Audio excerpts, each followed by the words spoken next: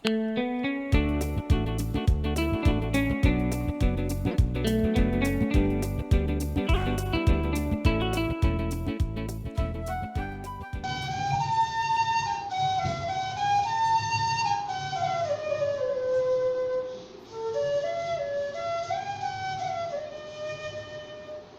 பரிசுத்த நாமத்துக்கு ஸ்தோத்திரம். நான் தான் உங்களுடைய ஃப்ளூட்டிஸ்ட் பிரபு.